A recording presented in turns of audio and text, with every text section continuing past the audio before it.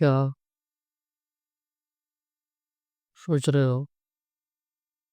किस तरीके के थॉट्स हमारे मन में आ रहे हैं? क्या कोई है जो इन थॉट्स को भी ऑब्जर्व करता है? क्या है वो चीज़? क्या उसको अवेयरनेस कहा जा सकता है? कॉन्शियसनेस कहा जा सकता है? चेतना कहा जा सकता है? क्या वो तुम्हारे और मेरे भीतर एक जैसे है या फिर अलग-अलग है? क्या उसी चीज़ को भगवान कहते हैं? क्या ये सवाल तुम्हारे मन में नहीं आते? क्या तुम इन सब चीज़ों को जानना चाहोगे? क्या है वो चीज़ जिसके पीछे आदमी पागल होकर भाग रहा है? क्या वो सैटिस्फैक्शन है? क्या वो पैसा है? क्या वो सेक्स है? क्या है? What? वो कौन सी चीज़ है जिसके लिए हर रोज़ एक आदमी दौड़ता है, बिलखता है, It is what it is. It is what it is. भागता है? क्या जो ज्ञानियों ने हमें जीवन जीने की सलाह दी थी और जिस तरीके से हम जीवन जी रहे हैं, इस चीज़ में कोई अंतर है? क्यों कुछ लोग ऐसे हुए दुनिया में हैं, जैसे भगत सिंह, जिन्होंने कुछ अलग तरीके का जीवन जीने की कोशिश की? और ये बंदा पागल था, ये बंदा क्रैक ही रहा होगा, ऐसे बंदे क्रैक ही होते हैं। क्या है वो चीज़? क्या हम शांति के पीछे भाग रहे हैं?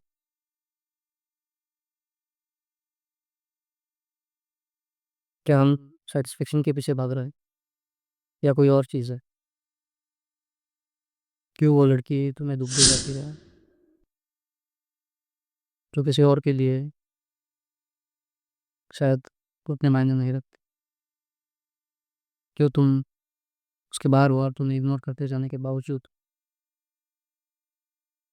तुम उसके पीछे कुत्ते की तरह भागते रहते हो, अपनी धुन हिलाते हो,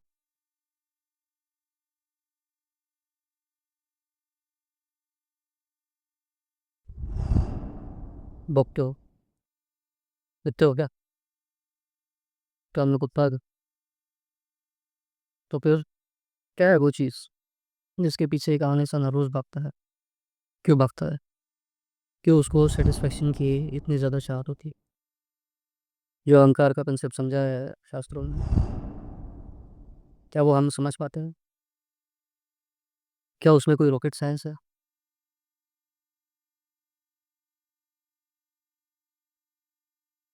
क्या वो फिज़िक्स, केमिस्ट्री की तरह से कोई दुनिया के बहुत ही कठिन विषय है? क्या हमें कोई ये कंस्पायरेसी कर रहा है कि हमें इन सब चीज़ों के बारे में समझ ही ना आए, या फिर हम कई बार समझ कर के भी इन चीज़ों को अनदेखा कर देते हैं? क्योंकि जिसको समझना है वो तो किसी भी चीज़ को देख कर के इसे समझ लो। जिसे समझना है वो तो पानी को देखकर भी समझ ले, मटके को देखकर भी समझ ले, रस्सी को देखकर भी समझ ले, कुएँ को देखकर भी समझ लो। क्या वो चीज़ है? क्या वो सवाल है? क्या वो जवाब है? क्या है जीवन? क्यों है भागना इसमें? क्यों आखिर उस लड़की ने इतनी तकलीफ़ पहुँचाई? क्या है वो चीज़ जो बच्चे को समझ आई?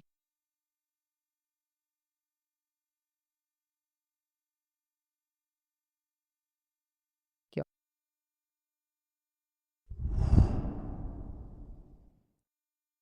हमारा पेट भरा होने के बावजूद हमारे मन की भूख आखिर क्यों नहीं मिटती?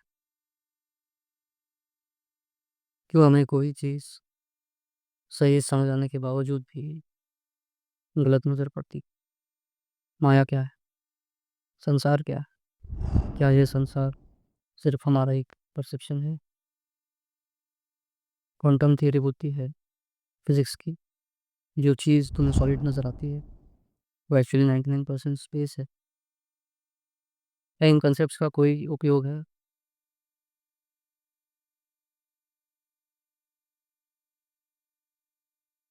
सवाल ही नहीं है तो जवाब कहाँ से आए? फूल ही नहीं है तो सुगंध कहाँ से आए?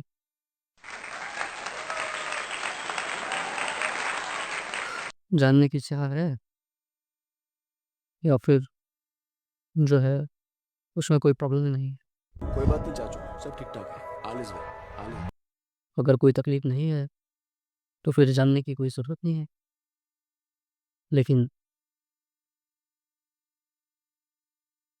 ये सारे स्टैटिस्टिक्स तो सब कुछ यही बताते हैं कि दुःख तो है, डिप्रेशन है, आपके भी जीवन में, मेरे भी जीवन में। क्या वो चीज़ जो हमें सवाल के जवाब देता? क्या वो चीज़? कौन है ऑब्जर्वर? क्या है ऑब्जर्व्ड? क्या वो चीज़? मैं एक डॉक्टर लोगों का इलाज करना छोड़ करके मैं यहाँ बैठा हूँ और फिलोसफी का ज्ञान बांट रहा हूँ। क्यों? क्या मुझे कोई चीज़ समझ आएगी? ये दुनिया अपने आप को तबाह करने पर क्यों तुली हुई है? तुम जानो, तुम समझो, या फिर सिर्फ मानना ही है? तुम्हारे अंदर क्या है? क्या भगवान सच में हमारे अंदर बसते हैं? कैसे? ओनियन की लेयर्स की तरह एक एक करके उन्हें हटाते चलो। पहले अपने नाम की लेयर, फिर अपने शरीर की लेयर, फिर अपने मन की लेयर, फिर विचारों, फिर इमोशंस की, फिर अपने वृत्तियों की, फिर अपने डिजायर्स की। डिजायर के पीछे कौन? वही है जिसको हमने अहंकार समझ बैठा, जिसको हमने एक नाम दे दिया है, एक झूठा नाम। इसका एक झूठा स्वरूप है जो मचलता है, जो भागता है, खुद को इनकम्प्लीट समझता है। इसको दुनिया से कोई चीज़ चाहिए होती है, कोई चीज़ जिसको वो पकड़ी, बोब ले और फिर खुद को तृप्त समझे। लेकिन क्या दुनिया की कोई भी चीज़ भोगने के बाद हमें वो तृप्ति अनुभव होती है? कुछ देर के लिए तो होती होगी, और क्या उल्लास करती है? इसका मतलब है कि मूर्ख बन गए। जो समय बैठे थे वो गलत था। दबी हुई डिजायर्स जो मन के अंदर है, जहाँ से हमारे इमोशंस उठते हैं, जब वो पूरी नहीं होती तो फिर गुस्सा आता है, द्वेष उठता, ये अहंकार, तो यही जड़ है हमारे जीवन में जो दुख है उसकी। इसीलिए फिर बुद्ध ने बोला कि desire is the root cause of suffering.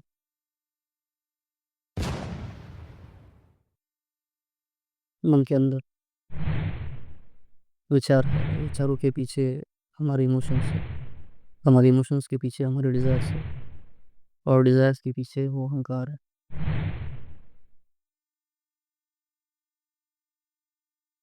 जिसका स्वरूप ही झूठा है,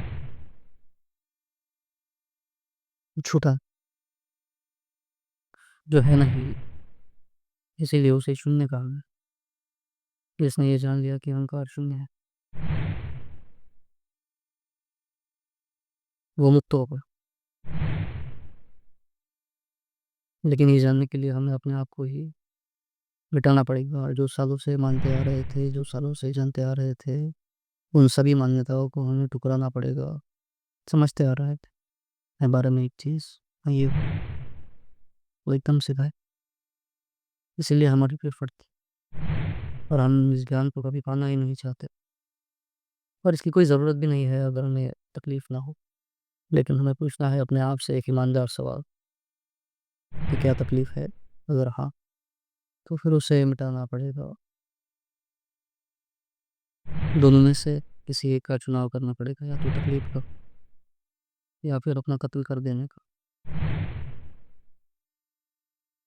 चाकू से नहीं, प्रकाश से। ज्ञान प्रकाश। यही वो अंडरस्टैंडिंग है जो कि हमें लाइफ़ में चाहिए। यही वो ध्यान है, अपने विचारों पर ध्यान। अपने विचारों पर ध्यान एकाग्र करना, अपने विचारों को देखना, वो विचार कहाँ से आ रहे हैं, फिर उन भावों को देखना, फिर उन व्यक्तियों को देखना जहाँ से वो भाव वो अहंकार की वृत्ति, उसके पीछे की डिज़ायर्स, उन सब चीज़ों को देखना।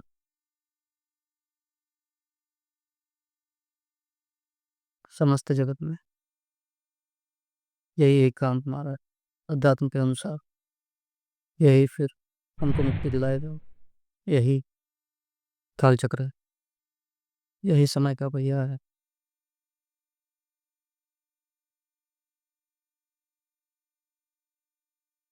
जाओ, तुम्हारे पास में ऑप्शन है।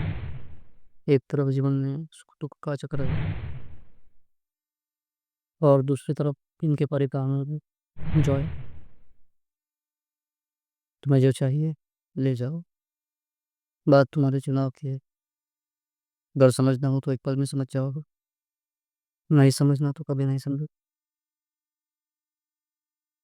जो चीज़ सबसे मौल्यवान, वो सबसे सस्ती, रेडीमेड तुम्हारे सामने है, ले लो।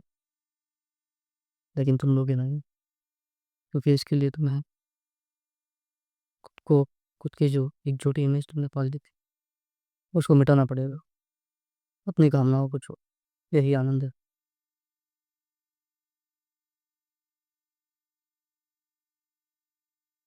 There is the root cause of suffering. Ego is the root cause of desires. दुनिया का सच ये है, चाहे एक-एक चीज़ का अलग-अलग सच, चाहे जो भी हो, लेकिन आखिर है तो ये तुम्हारे मन की उपज ही, तुम्हारा मन ही उसे प्रक्षेपित कर रहा है। तुम्हारे सेंसेस ही तुम्हारी दुनिया बना रहे हैं। ये सब तुम्हारे दिमाग के अंदर है। तुम बस इसे फ़ील कर, तुम उसे साबित नहीं कर सकते।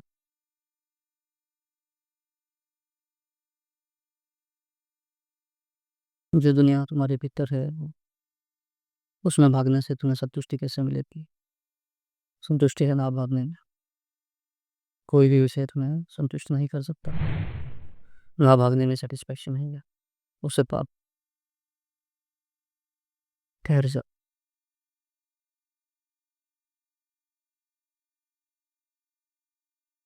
रुको, देखो,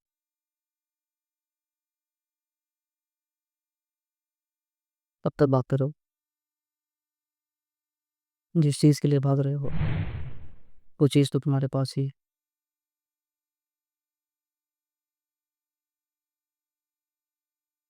पागलपंत, मत भागो। क्या कर लोगे भाग के? कहाँ चले जाओगे? कहाँ पहुँच जाओगे?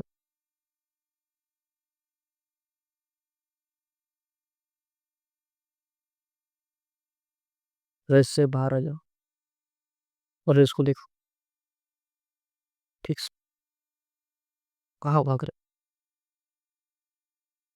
तुम दूर पे खाई खाई की तरफ भाग जाए, एक दिन जाके गिरेंगे उसमें। यही है, यही है वो आखिरी पड़ाव।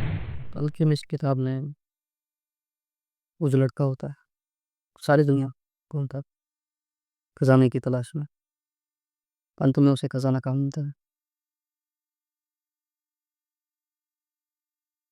अपने ही घर में। तुम्हारा खजाना भी तुम्हारे भीतर। यही तो ज्ञान है। यही ज्ञान तुम्हें सैटिस्फैक्शन दिलाए। कोई कॉलेज की सीट नहीं, कोई लड़की नहीं, कोई सेक्स नहीं, किसी से शादी वादी नहीं। इस चीज़ का रियलाइज़ेशन भाग कर कोई फ़ायदा नहीं। यही तुम्हें सबसे ऊँची चीज़ दिलाएगी।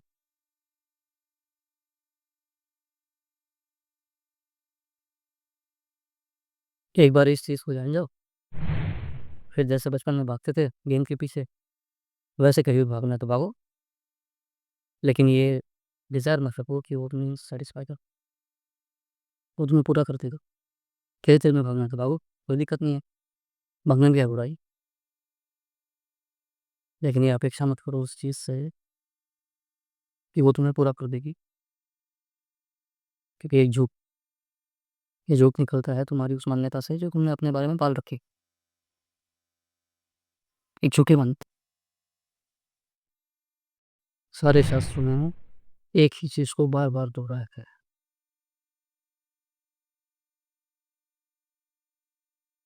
यहाँ आकर सारी चीज़ खत्म हो जाती है। यही जीवन का सर्वोच्च ज्ञान है और यही सवालों का जवाब। इस चीज़ को उतारना अपने अंदर,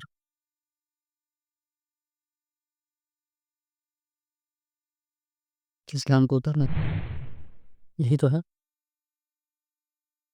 वो आखिरी किताब का वो आखिरी पन्ना, यहाँ से आगे बात कभी नहीं जाती।